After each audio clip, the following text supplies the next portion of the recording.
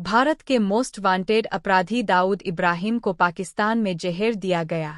मुंबई हमलों का गुनाहगार और मोस्ट वांटेड आतंकवादी दाऊद इब्राहिम के बारे में यह खबर है कि पाकिस्तान के कराची शहर, जहां बीते कई सालों से उसने अपना सुरक्षित ठिकाना बना रखा था, में उसके बंगले में ही उसे जहर देकर मारने की कोशिश की गई है।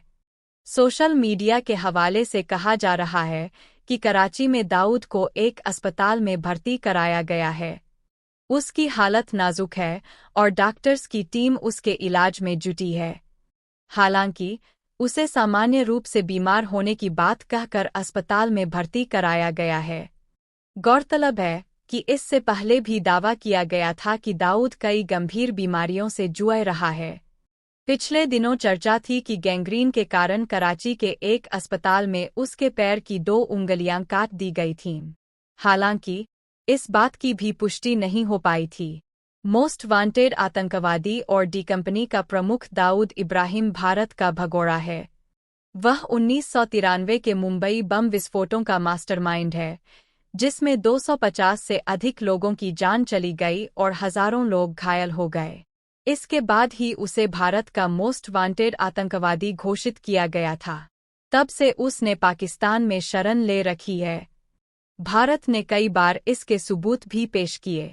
हालांकि पाकिस्तान लगातार उसकी देश में मौजूदगी से इनकार करता रहा है।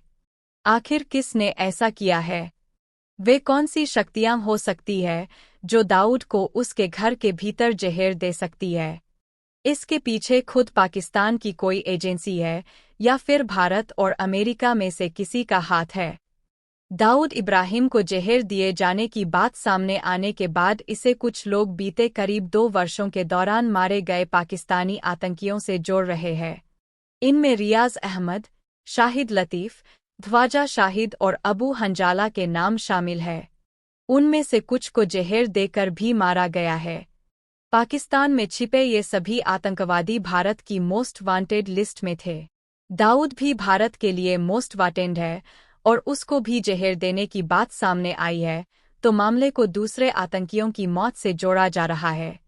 दाऊद इब्राहिम सन 1993 के मुंबई बम हमले का आरोपी है।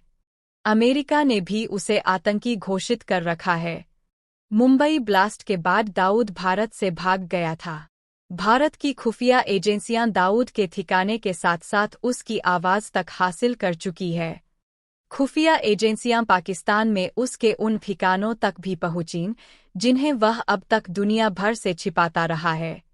ज्यादा वक्त नहीं हुआ जब दाऊद की आवाज के आधार पर भारत की एजेंसियां इस नतीजे पर पहुंची थीं कि दाऊद कराची में ही है और वहीं से अपना गैरकानूनी कारोबार चला रहा है।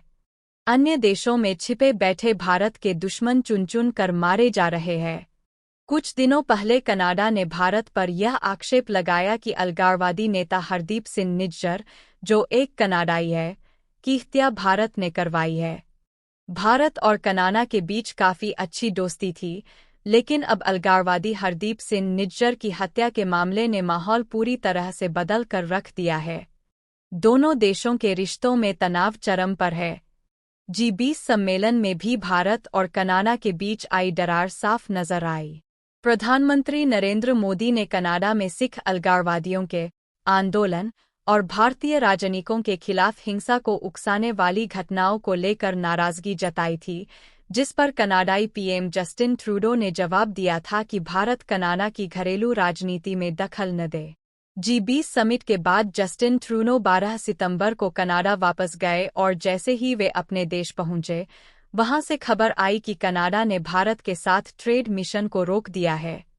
दरअसल कनाडा में बसे सिखों को ट्रूडो अपने साथ लेकर चलना चाहते हैं, इसीलिए वे खालिस्तानियों का भी खुलकर समर्थन कर रहे हैं।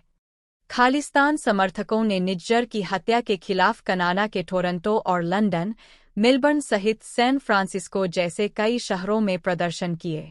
खालिस्तान का समर्थन करने वाले निज्जर पहले ऐसे अलगाववादी नहीं हैं जिनकी हत्या की गई है। भारत सरकार की ओर से आतंकवादी घोषित किए गए परमजीत सिंह पंजवार की भी मई में लाहौर में हत्या कर दी गई थी।